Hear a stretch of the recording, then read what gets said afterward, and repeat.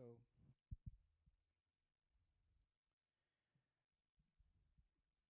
the enterprise data reality, like traditional challenges,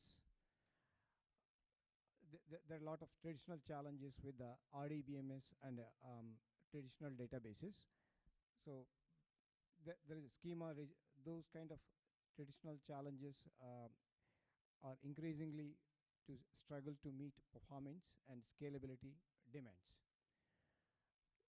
Those kind of traditional challenges are like schema rigidity, vertical scaling limitations, acid compliance, and complex joins, degrading the response times at scale.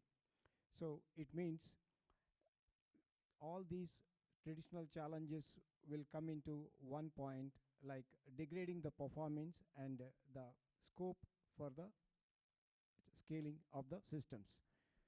On the other hand, the modern requirements the enterprises needs today's with today's changing dynamic changes is real-time processing, high volume data streams, and horizontal scaling across distributed infrastructure, schema flexibility, and sub-millisecond access patterns. So the real-time data is needed, very much needed. Like our old data is not required, is not much useful for the real-time data analysis and decision making. For example, for fraud detection, we need enterprises need real-time data only. That helps them for immediate detection of the fraud in financial transactions. And organizations should be able to scale up their systems horizontally with low cost efficiency, and data can be read with schema flexibility as well. So again, unlike the traditional systems, the schema structure is very rigid and a strict schema structure. So they can go away out of that structure while reading or writing the transactions. Whereas in modern requirements, there is a schema flexibility. The data can be ingested into the data lake and in a different formats like raw, semi-structured, structured, and so the NoSQL technologies can read any form of the data and then transform and process the data. Here is the different NoSQL data models available. So each data model has its own speciality, and the enterprise uses these different NoSQL data models in their direct business requirement as a single environment or microservice environment or hybrid environments. So the key value stores is one of the NoSQL data model which gives session data, which is for session data caching, simple atomic operations, and sub-millisecond access patterns. This is more of a read capable NoSQL database stores, whereas the documented databases is schema flexibility, as we discussed earlier. Like NoSQL databases can read data from raw, transform, process, and share the data across systems. Similar way, the structured, non-structured data can also be read, and rich query capabilities it has. Columnar is basically like high throughput writes, time series data, analytical workloads. So Cassandra is more apt for that. Graph databases is like more of querying the complex relations, like millions of relations it can traverse through and then query in a seconds. So this helps to identify the fraud detection and recommendation engines and customer behavior. All these different NoSQL data models can be used as in a hybrid or as single database business requirement. So the same thing here we are discussing, like each data model has its own capabilities. The key value key value node SQL data model has it will achieve 100,000 plus operations per second, and the columnar databases it achieve 1 million plus writes per second. This is in Cassandra with moderate distributed nodes. Fraud detection traverses like graph Neo4j database can traverse millions of connections to identify suspicious patterns faster than traditional join operations.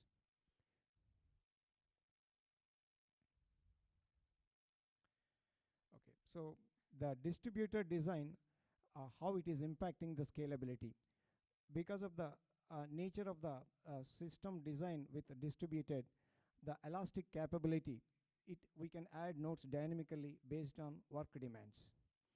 Geographic distribution, we can deploy data closer to the users for reduced latency, fault tolerance, and cost efficiency. So the architecture considerations like replication factors and data partitioning strategies, consistency models are very important when we are building the distributed, when we are designing the distributed systems. CAP theorem is the basic concept. So it has consistency, availability, and partition tolerance properties. So understanding your application tolerant for eventual consistency versus strict consistency is crucial for technology selection. In the sense, like for NoSQL databases, eventual consistency is more apt. As it goes to the strong consistency, the performance degrades, scaling capability also reduces, scaling capability also reduces. So, sorry, let me go to the previous one. So, out of these, only two properties can be implemented in any of the NoSQL databases, like consistency. If the consistency, we are going ahead with more consistency, then the transaction overhead or performance overhead will be increasing. Whereas, so the NoSQL database is more of, they look for availability and partition tolerance. So this is one set of mode they usually do that. And there are other two models. The other two models are consistency and availability, consistency and partition tolerance. In these two modes, the performance usually degrades and the scalability also reduces, because where the consistency means, like when the transaction is written onto the database, it has to reflect in all the nodes in the distributed environment, which takes longer time to reflect onto the all systems. So when anyone can read from any node, it means it has to read in all the nodes. So which is taking which is not advantageous for NoSQL databases. Integration challenges in hybrid systems, like so maintaining consistency between NoSQL and relational database systems introduce latency. For example, in a customer made an order, the order information is stored in a relational database, and the customer session information is stored in a NoSQL database. So when this happens, the coordination between these two and the consistency between NoSQL and relational systems, it introduces the latency. So we need to be careful when we are designing the distributed systems or hybrid systems. Similar way, the query complexity explosion. So one has to be proficient in different NoSQL languages and the relational languages, and they need to maintain all this as part of their development activity dynamically. And the operational complexity will also be there for hybrid environments, like monitoring, backup, recovery procedures all these are different for each and every NoSQL and relational databases. So what happens is they have to manage everything. They have to coordinate in a hybrid environment.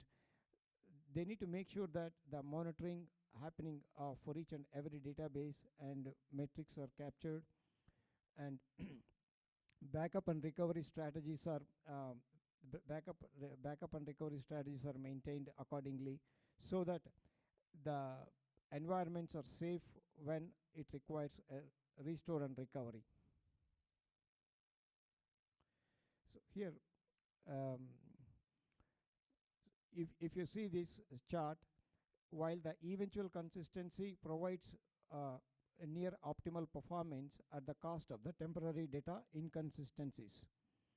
So as it goes towards read your writes, monotonic reads or strong consistency, the performance will be reduced from 0 to 45 up to 40. So up to 40% performance overhead will be there as we increase the consistency of the consistency of the data for the transactions. Okay, this is another important concept, ETL and ELT pipeline complexity. ETL is a more of traditional approach. ELT is a like a more of a native cloud-based approach. Like in the sense, in case of ETL, we get data, hours old data, and a lot of a process need to be built in terms of a schema matching between source and target, or data transmission logic scattered across all the multiple tools. In this, so the entire batch process needs a lot of changes, a lot of individual management, individual monitoring is required for ETL purpose. And the advantage we get is only our sold data. In today's dynamic environments, our sold data will not help much for the organizations to take the decision. So whereas in ELT, it does streaming the real-time data to real-time data and heavy volumes, and it maintains.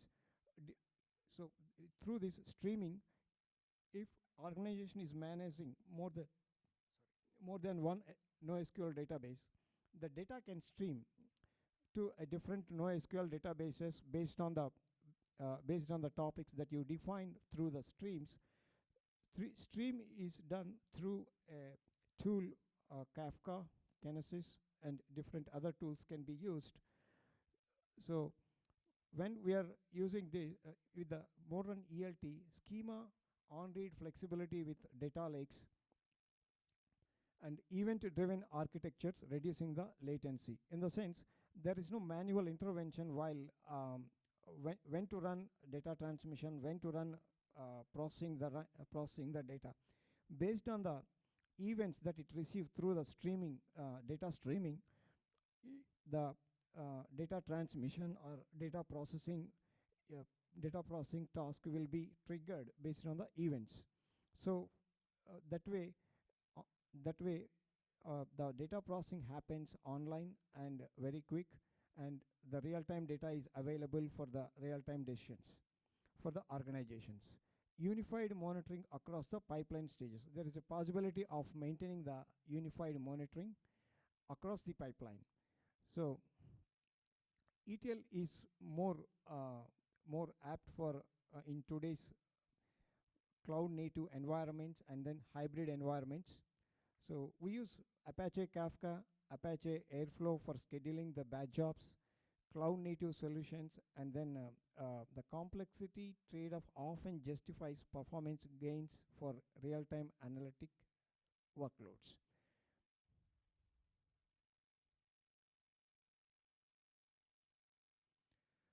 Okay, so cloud native platform considerations. So when we are building an application on a cloud, the kind of considerations that we do is contain, like container orchestration, service mesh integration, observability stack, backup, and recovery. Container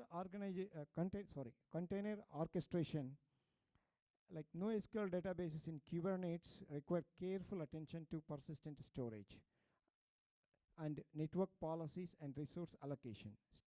So usually for a databases in Kubernetes, stateful sets are being used, and so for a databases to connect, because databases are in a container, they connect, they need to talk, they need to, sometimes pods may go down, pods may be rescheduled, and depending on the workload, the number of pods will be increased. So during this process, the basic important thing here is like to maintain the persistent storage. Whatever the transactions has been done, those the data for those transactions should be stored in a persistent storage, and irrespective of pod rescheduling or pod failures. So the network policies also should be very strong in order to protect the communication between the databases within the containers. So service mesh integration is another component which will help to secure transmission of the data between the database services within the pods. Like it helps to encrypt the data, observability, and traffic management for database communications.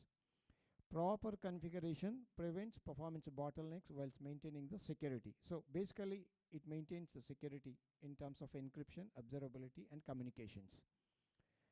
The observability stack, like when we are using a Kubernetes as a container orchestration, the observability stack, like what is happening when the transactions happen between the database servers within the containers, all the logging should be there, so that it is easy for us to debug and trace the activity what is happening. So this is of more dynamic nature.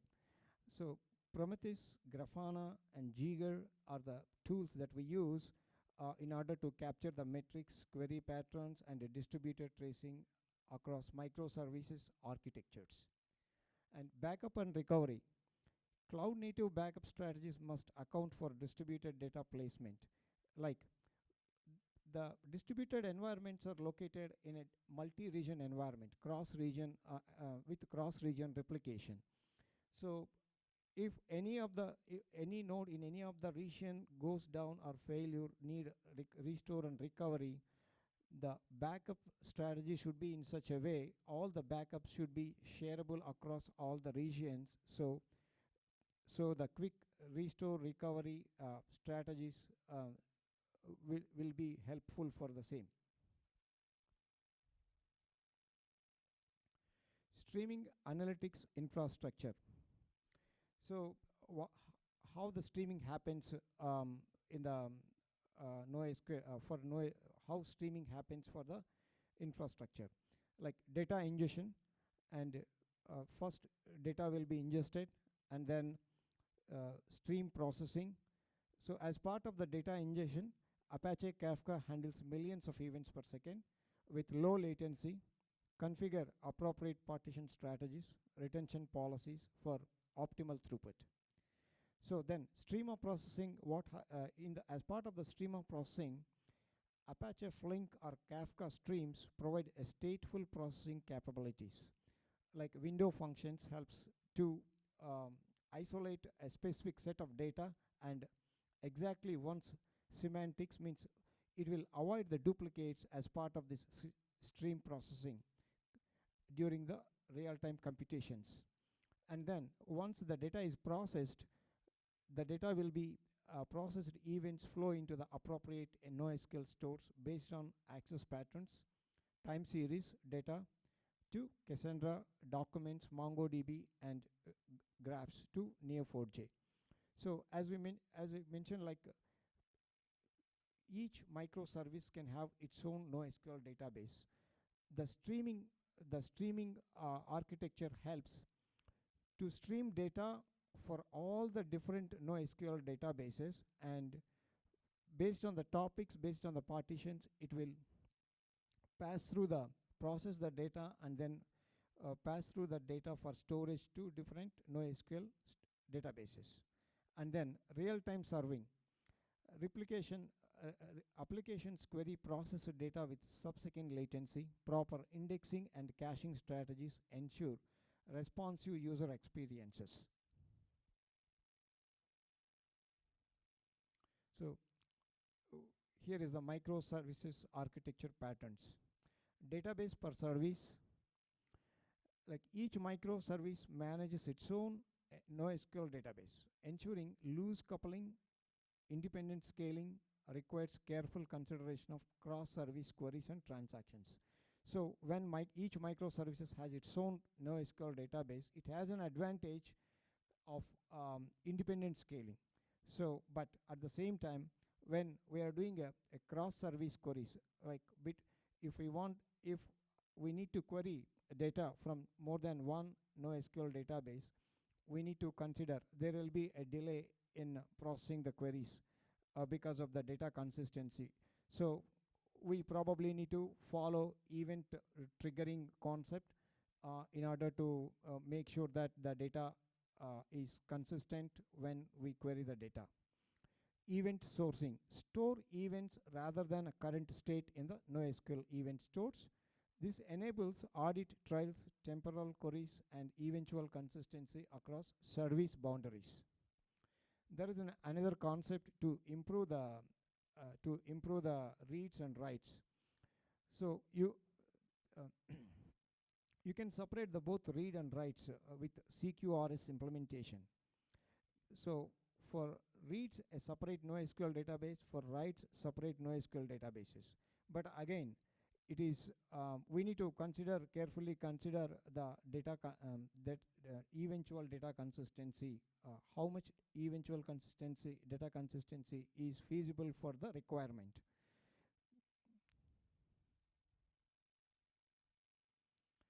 Deployment strategy recommendations, like when we are deploying the distributed environments, we need to consider certain recommendations. So we need to go with a pilot non-critical read-heavy workloads, and then migrate analytics and reporting systems. So then transition the high-volume transactional data, full production deployment with monitoring. So we need to see like how this works in a pilot, in a phase one with a pilot, and then see the data consistency and then data response, test with high data volumes, and then use the business use cases to see the business requirement fulfillment, and then full production deployment with monitoring. Monitoring is also very critical for all these hybrid or distributed systems. There are risk mitigation strategies. Maintain parallel systems during the transition periods. Like when we are building a pilot systems, and then even if we go to the production deployment, we need to have a parallel system which we can, which is kind of a backup, or which we can use in case of any issues comes up with the pilot environments or full production deployment environments. So implement comprehensive data validation procedures. So the data validation is very crucial as part of this, to make sure the business requirement and the data consistency, data integrity is achieved. So rollback procedures is to go back to the position where we had before we do the upgrade or migration. So this is to make sure that we should be able to get back to our data consistency and data integration. Monitor performance metrics continuously, so that we know what is the query response and what is the system performance and scalability.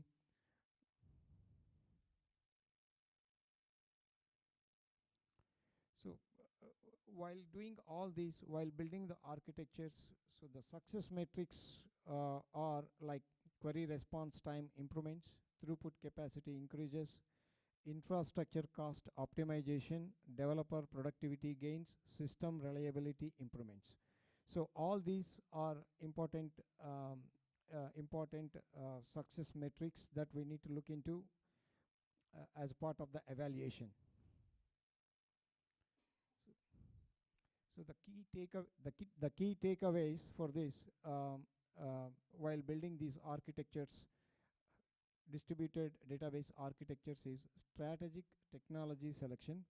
Choose NoSQL technologies based on specific performance requirements and data access patterns rather than industry trends. In the sense, we have different NoSQL data models are there. So each data model is for a different use case. We need to use the specific NoSQL database data model in order to achieve our specific requirements rather than using industry trend related NoSQLs. Performance planning. Account for 15 to 40% performance overhead in hybrid systems combining NoSQL with relationship databases. Plan for complexity in ETL and ELT pipelines. Invest in proper monitoring infrastructure. So when we are doing a hybrid systems like combination of relationals and NoSQL databases, we know that there is up to 40% of performance overhead, and accordingly you plan your systems. And the complexity, plan for complexity in ETL and ELT pipelines. So proper monitoring infrastructure will help us to debug and mitigate the issues that comes up while implementing all these. Operational excellence. So the success requires investment in team expertise. Like, as all these are a new cloud native technologies, it requires a different expertise. For example, the different NoSQL requires different SQL capabilities, backup, restore capability, expertise, and development capabilities, and usage capabilities. So all these things need to be considered and build a team accordingly for operational excellence. Yeah. That is all. Thank you guys. Thank you guys for your time.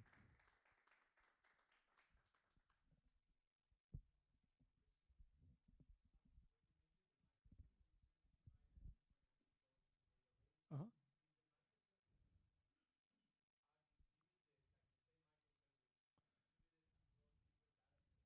Uh-huh.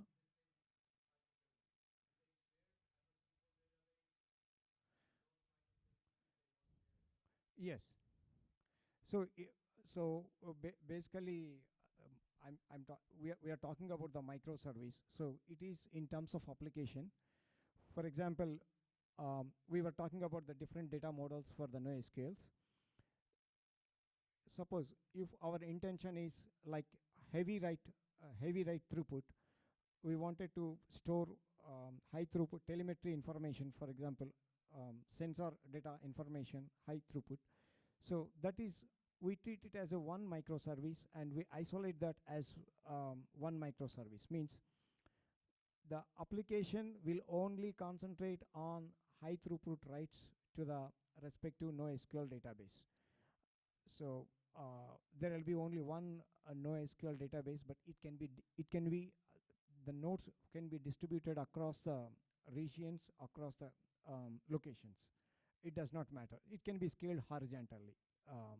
So the idea of microservice means the specific use case will be used for a specific NoSQL database. For example, if any industry, if online code needs to be read within a sub-millisecond requirement, then they go for the memcache, Redis kind of NoSQL databases, wherein they just maintain the data for readability, not for writing. kind of. Yeah. So that is one kind of microservice as well.